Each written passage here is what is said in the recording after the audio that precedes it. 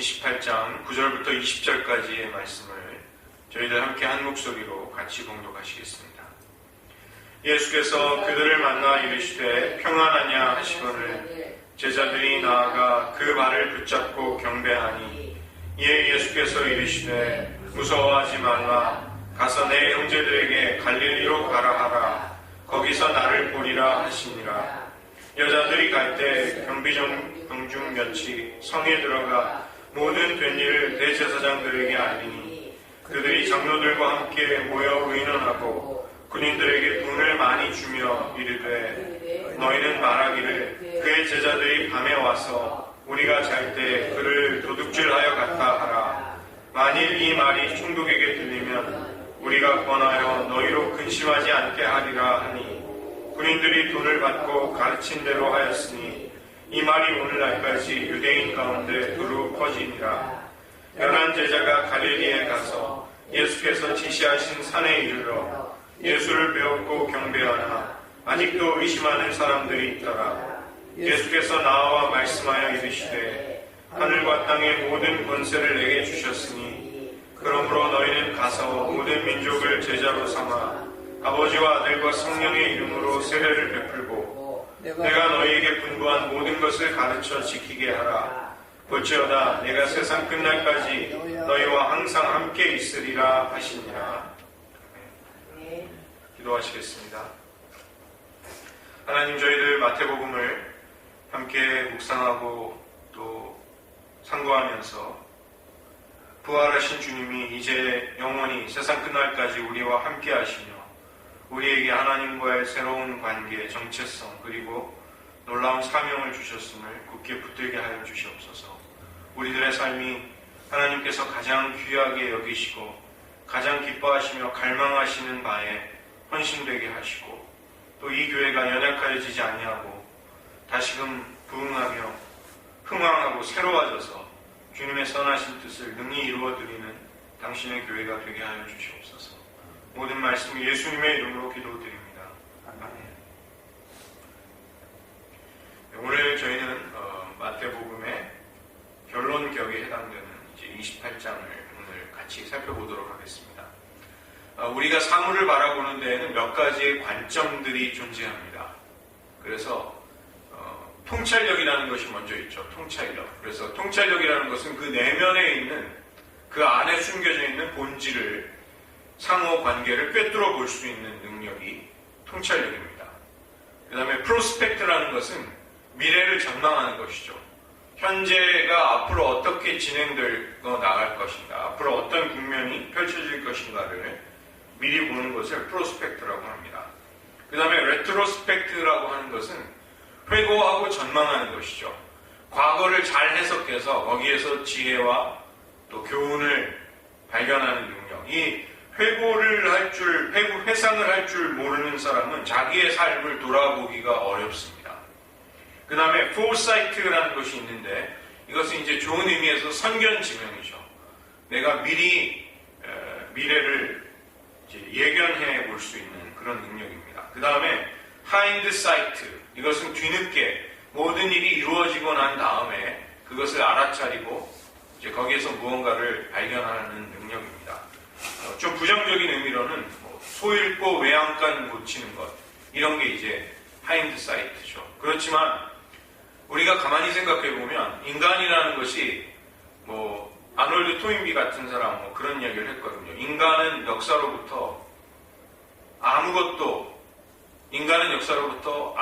교훈을 얻지 못한다는 것이 역사의 교훈이다. 그러니까 인간이 우리가 어리석은 일을 자꾸 반복한다는 거예요. 그래서 하인드사이트라도 있는 사람은 이제 자기의 삶을 고쳐나갈 수가 있는 것이죠. 우리가 마태복음을 볼 때 마태가 어떤 관점에서 이 마태복음을 하려고 했을까?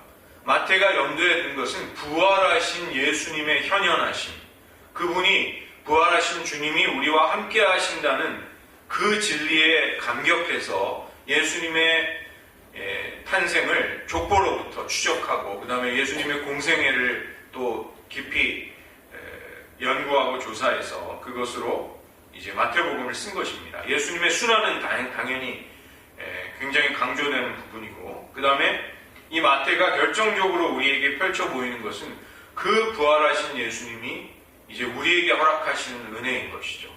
그 부활하신 주님이 우리의 삶에 함께 하신다는 것을 근거로 해서 우리는 마태복음이 사실은 처음부터 쓰여졌다는 것을 깨닫게 되는 것입니다.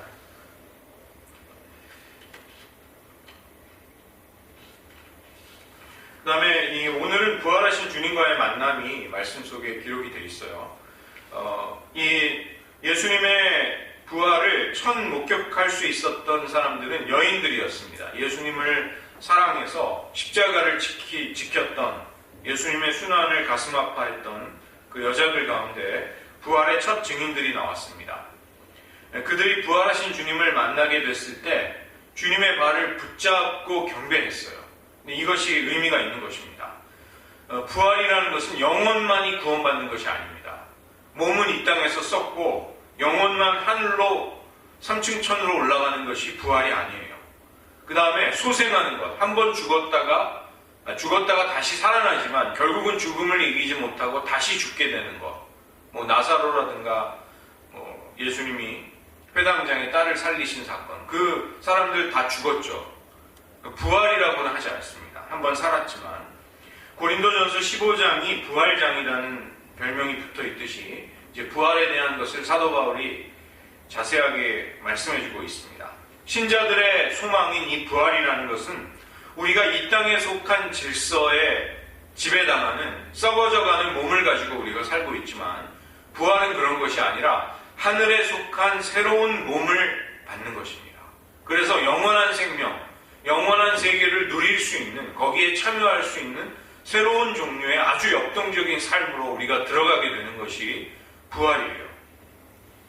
그래서 우리가 예수님을 구주로 영접할 때 구원을 받습니다. 그러나 영과 혼과 육을 모두 포함하는 전인적인 구원이 얼마나 놀랍고 얼마나 신비스러운가, 얼마나 은혜로운가를 맛볼 수 있게 되는 것은 우리가 부활의 생명을 누릴 수 있을 때입니다. 우리가 장차 이제 거기에 들어갈 소망이 있는 것이죠. 그 다음에 예수님의 첫 인사가 오늘 읽은 본문 9절에 나옵니다. 평안하냐 이렇게 말씀하시죠. 헬라어로 카이레트인데 이 카이로라는 말이 기뻐하다라는 뜻입니다. rejoice. 그래서 이 카이레트는 2인칭 복수 명령형이에요. 그래서 기뻐하라.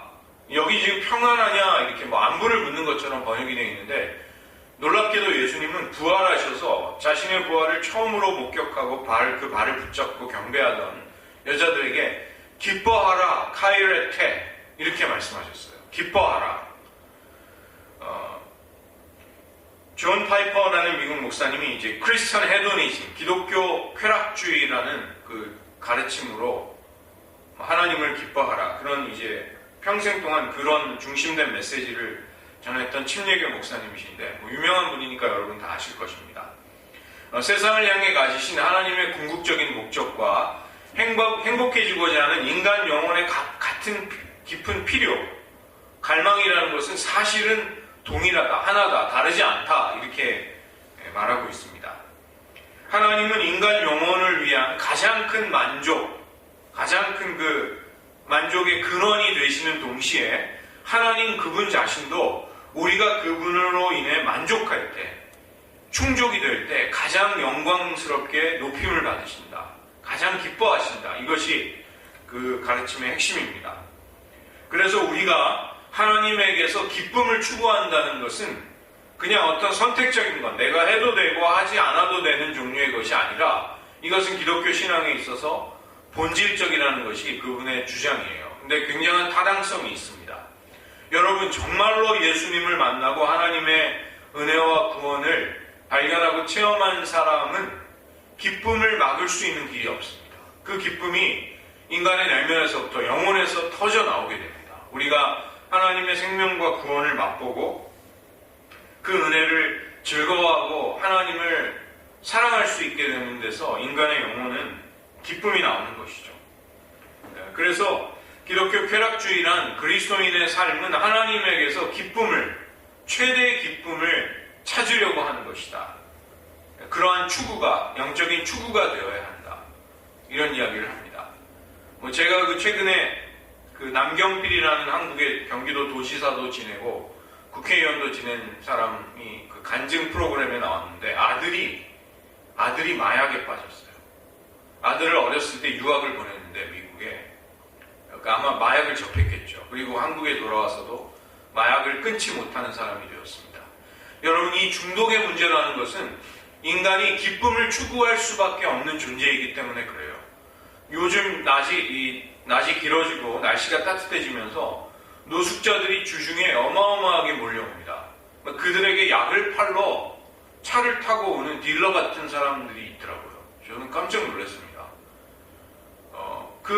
이렇게 하루 종일 약에 취해서 여기 교회 옆에서 막 이렇게 쓰러져서 자고 있는 사람들을 볼 때 너무나 안타깝습니다. 그들이 그 기쁨, 그들이 그 추구하는 영혼의 만족이라는 것이 하나님에게서 발견이 되고 하나님을 향한 추구 속에서 이루어져야 되는데 그들이 그 진정한 기쁨의 근원이 되시는 하나님을 발견하지 못하게 될 때 그들은 무엇이라도 하려는 것입니다.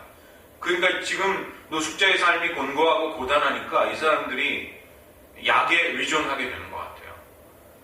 그러니까 기쁨과 쾌락을 약을 통해서라도 펜타닐 같은 걸 통해서 이제 얻으려고 하는 것이죠. 그래서 예수님이 가장 먼저 부활하셔서 놀랍게도 그 여인들에게, 부활의 첫 목격자인 여인들에게 카이레테, 기뻐하라 이렇게 말씀하셨다는 것은 굉장히 의미심장한 것입니다. 시편 16편 11절에 주께서 생명의 길을 내게 보이시리니 주의 앞에는 충만한 기쁨이 있고 주의 오른쪽에는 영원한 즐거움이 있나이다. 이 시편 기자도 하나님께 충만하고 영원한 즐거움과 기쁨이 그분에게 있다. 우리가 그것을 경험하는 것이 신앙생활의 굉장히 놀라운 측면 중에 하나이죠. 세 번째로 주님은 제자들을 향해서 내 형제들이라고 부르십니다. 내 형제들에게 갈릴리로 오라고, 거기서 내가 기다리겠노라고 말을 전하라고 하십니다. 이것은 이제까지 제자들이 저질렀던 그들의 많은 실패와 잘못들, 실수를 용서해 주시겠다는 것입니다. 제자들을 다시 한번 예수님 자신과의 친밀한 사귐 속에서, 사랑의 관계 속에서 그들을 맞아주시겠다는 주님의 사랑인 것이죠. 얼마나 많이 주님을 실망시켜 드렸을까요? 제자들이 깨닫지 못하고 천국의 비밀을 예수님이 그토록 알려주셔도 깨닫지를 못했습니다. 내가 주님과 함께 죽겠노라고 호언장담하던 제자도 주님을 3번이나 부인했습니다. 배신자도 나왔죠. 그러나 주님은 다시 한번 제자들을 내 형제들이다, 나의 형제 자매들이다, 나와 함께 은혜와 생명을 나누고 하나님의 자녀됨을 누리면서 나의 일을 해나갈 나의 백성들이라고 따뜻하게 맞아주시는 것입니다. 그 다음에 갈릴리라는 장소가 나오는데 이 28장 7절에도 나옵니다. 이 놀랍게도 예수님의 부활을 알리는 흰옷을 입은 천사, 그 빈 무덤을 지키고 있었던 천사도 너희보다 먼저 갈릴리로 가시나니 거기서 너희가 배우리라. 이 천사가 부활하신 예수님에 관한 소식을 알리면서도 또 갈릴리로 간다는 이야기를 합니다. 그 다음에 부활하신 예수님이 또 다시 한번 내 형제들에게 갈릴리로 가라고 하라. 이 갈릴리가 도대체 어떤 곳일까요? 갈릴리라는 장소가 중요한 것입니다. 우리가 십자가에 달리신 예수님을 바라보고 있다는 것은 주님의 부활을 동시에 믿고 바라보고 있는 것이죠. 우리는 십자가나 빈 무덤을 넘어서서 예수님의 부활에 우리의 믿음의 시선이, 초점이 가 있어야 한다는 것입니다. 즉 예수님은 부활하셔서 홀로 부활의 생명을 가지고 존재하시는 것이 아니라 부활하신 예수님이 가장 먼저 하시겠다고 알리시는 그분의 계획은 제자들과 만날 곳에 먼저 가셔서 그들을 기다리시겠다는 말씀입니다. 그 장소가 갈릴리인 것이죠. 자신을 믿고 따르고 사랑하는 자들을 만나시려는 것이 부활하신 주님의 첫 행동이었던 것입니다. 우리의 신앙의 핵심이라는 것은 예수님의 죽으심과 부활이고, 부활의 핵심은 부활하신 주님과의 만남 속에서 이루어지는 것이죠. 그 부활의 생명이 경험되고 그 부활의 능력이 우리를 붙들게 되는 것입니다. 이 갈릴리라는 곳은 이방에 속한 곳입니다. 유대 땅이 아니라 이방에 속한 곳이고 복음이 태어난 곳이나 마찬가지이죠. 복음은 바로 갈릴리로부터 시작을 해서 유대교를 믿지 않는 이방인들의 세계로까지 이제 퍼져나가게 됩니다. 이 갈릴리는 주님과 제자들과의 첫사랑이 이루어진 곳이고 주님과 동고동락하면서 복음을 전했던 그 제자들의 어찌 보면 피와 땀이 또 눈물이 흘려졌던 그런 곳입니다. 주님은 그곳에서 다시 제자들을 만나서 격려하시고 그분의 사명과 일들을 이제 그들에게 그리고 역사 속에 이제 교회 공동체에 맡기려고 하시는 것이죠. 17절을 보시면 부활하신 예수님을 정작 막상 실제로 뵈면서도 경배하면서도 의심하는 사람들이 있었습니다. 이것은 부활하신 예수님의 실제를 믿지 못하는 의심의 문제보다 더 큰 문제가 있는 것이죠. 단순히 예수님이 부활하신 것을 나는 실감이 나지 않아 믿지 못하겠어 라고 하는 것보다 한 발 더 나아간 더 근본적인 문제가 있습니다.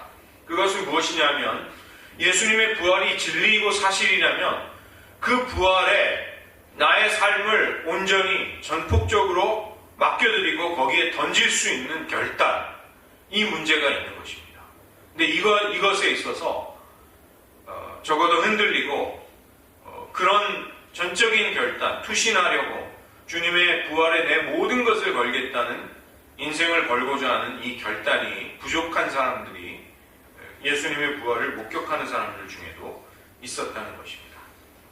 주님은 그것을 어찌 보면 해소해 주시기 위해서 그 문제에 대해서 분명한 답을 주십니다. 그것이 이제 선교 명령과 함께 나오고 있습니다. 지상명령이라고도 부르고 The Great Commission이라고 하죠. 대위임령, 이런 영어로는 주님의 사명을 우리에게 맡겨주셨기 때문에 대위임령이라고도 합니다. 예수님의 전권, 여기 엑수시아, 예수님이 아버지께로부터 받은 권세, 이것이 선교를 하는 근거입니다.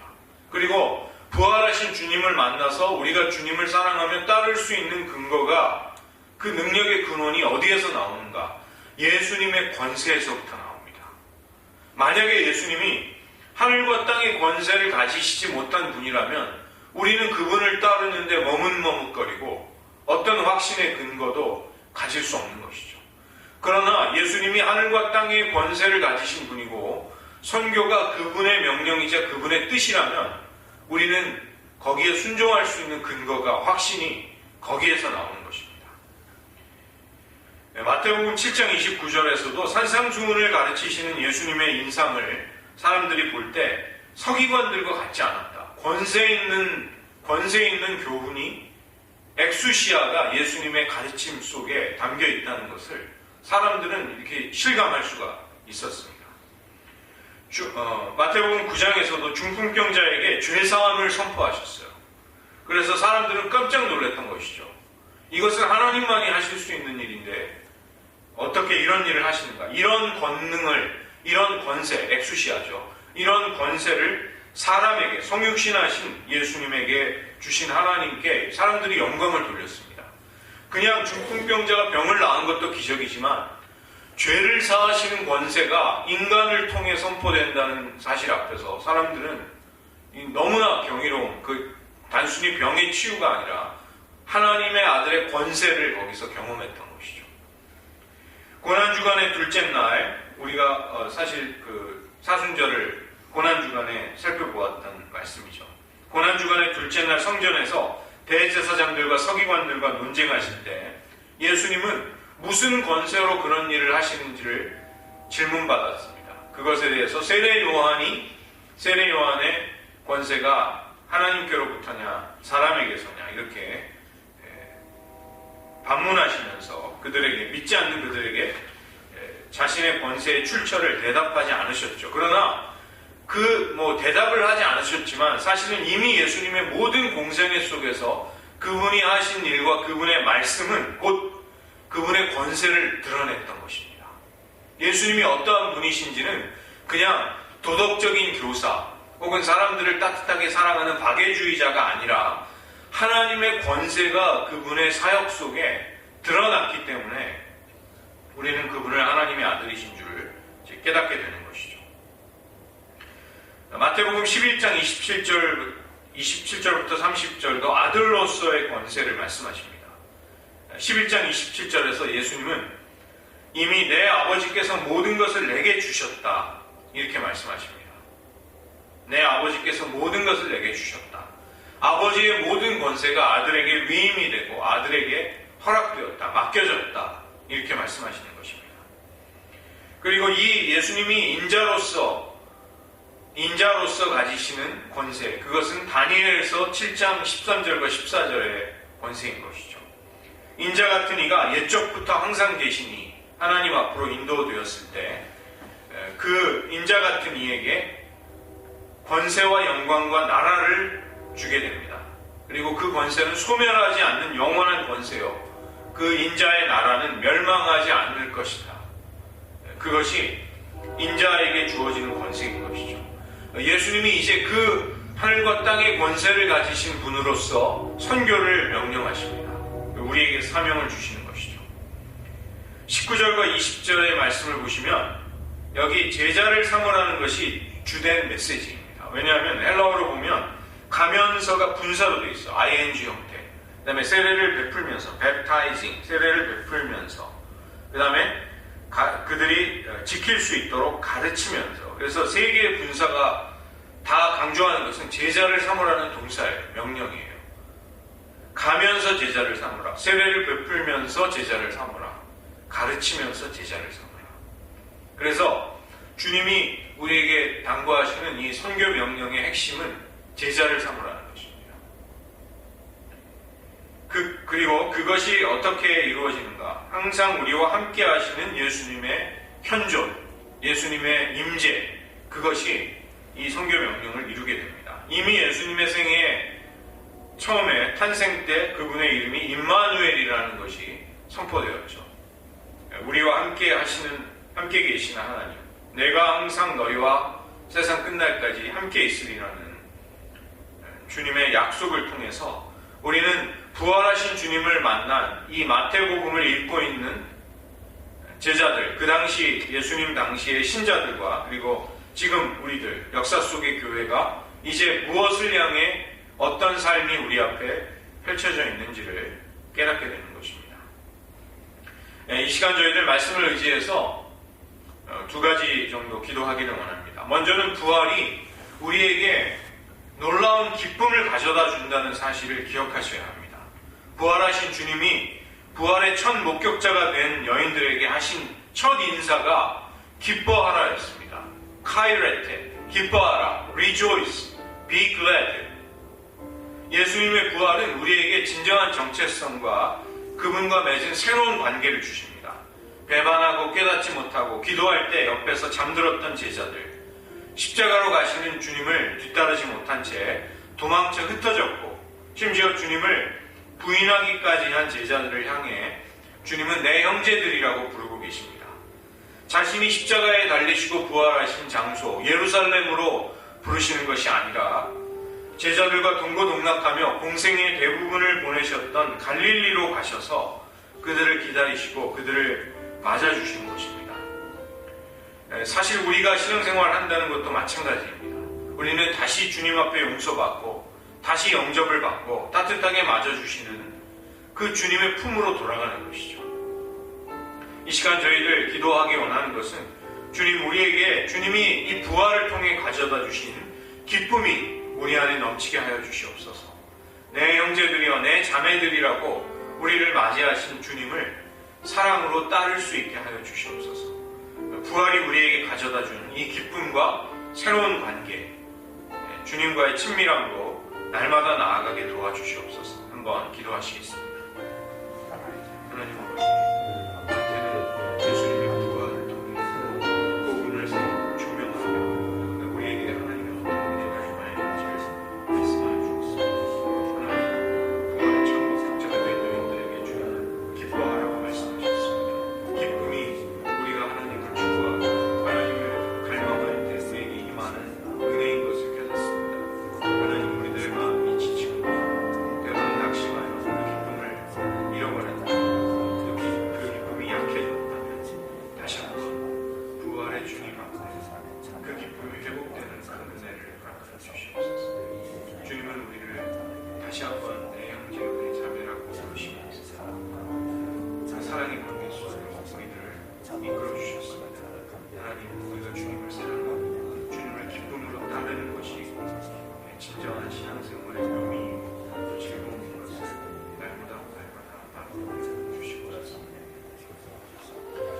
가지 더 기도하겠습니다.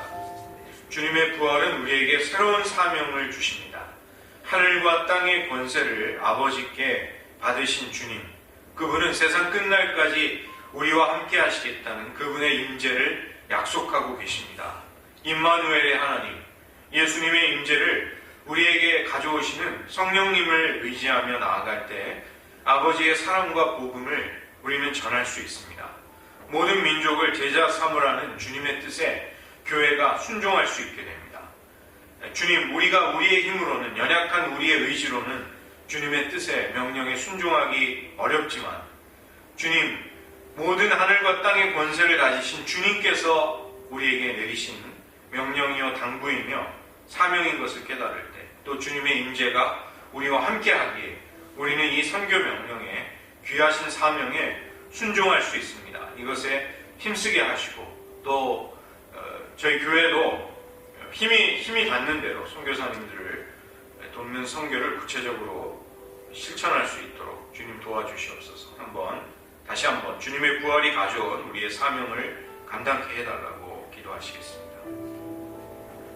하나님 아버지, 하늘과 땅의 모든 권세를 아버지께 받으신 주님께서 우리에게 명령하신 바, 땅 끝까지 모든 민족을 제자 삼으라는 주님의 명령에 순종할 수 있는 저희들을 위해 하시고, 특별히 교회가 연약하여져서 이 선교를 열심히 많이 잃어버렸다면 그것을 회복하는 그 은혜를 허락하여 주시옵소서.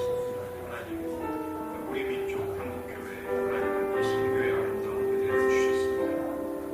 그분을 가지고 선교사님들의 사랑과 희생으로 인해 오늘 우리가 신앙생활을 하고 있습니다. 이 우리가 받은 이 은혜를 나누게 하시고 풍성한 삶이 되게 해주시옵소서.